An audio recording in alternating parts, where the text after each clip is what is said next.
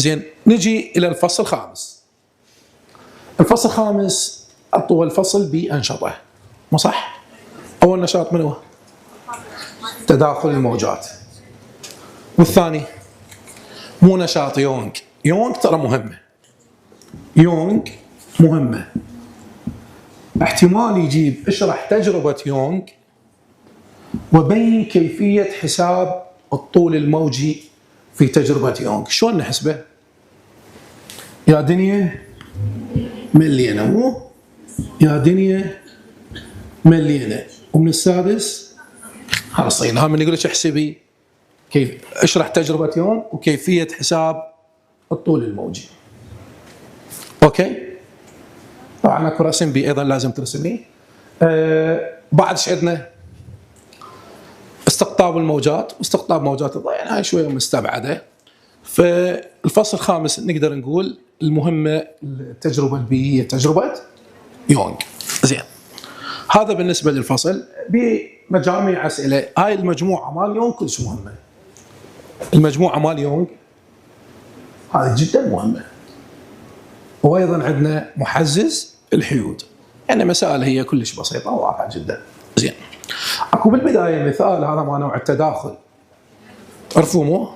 ما نطلع دلتا ال ال2 ناقص ال، هذا كلش بسيط، ونشوف اذا طلع اعداد تلافي واذا طلع صفر او كل زين، او اعداد زوجيه من باي تداخل بناء. زين، هذا بالنسبه للفصل الخامس. ايضا اسئلته مهمه جدا ايش قد ما تتصوريها. هسه نجي الى الفصل السادس. الفصل السادس بنشاط واحد، من هو؟ ظاهرة الحث لا، ظاهرة الكهروضوئية. بس اكو شغلة لا تخطون بيناتهم، الكهروضوئية، وطبعا هاي من الأنشطة المهمة جدا. زين، الظاهرة الكهروضوئية اللي يحتاج فهاي الظاهرة الكهروضوئية لا تخطين بينها وبين من؟ ظاهرة الحث الكهرو، ديك فصل ثاني، ديك دا يحكي عن المغناطيس والكهرباء، شغلته واحد. هنا دا يحول الضوء المن إلى كهرباء، بها كم حالة؟ ثلاثة. أول شيء نخلي الخلية وين؟ بالظلام. نلاحظ بقاء مؤشر الأميتر وين؟ على صفر، هذا يدل عدم انسياب تيار بالدائرة. وراها شو نسوي؟ نضيء لوح الباعث بضوء وحاد اللون. ايش راح نلاحظ؟ انحراف مؤشر الأميتر إلى أحد جانبي الصفر، وهذا شيء يدل انسياب تيار. زين، وراها ايش راح نسوي؟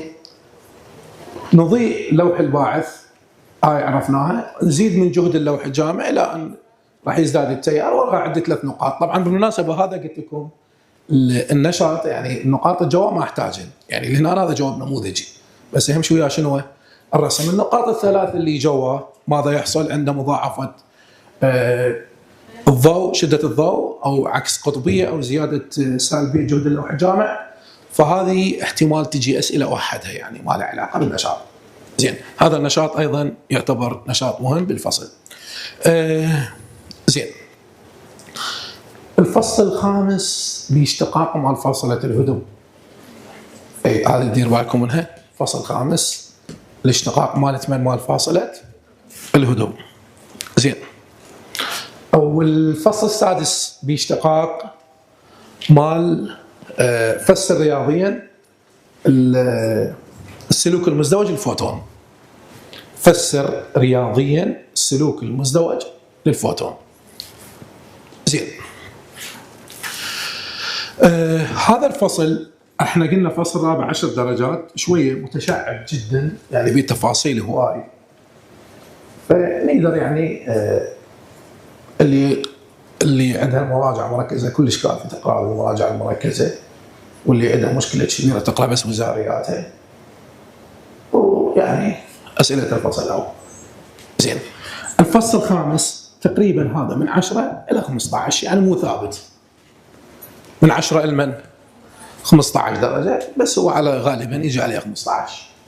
يعني اذا جت عليه مساله انه مو 100% تجي مساله، هذا مساله مستبعده جدا.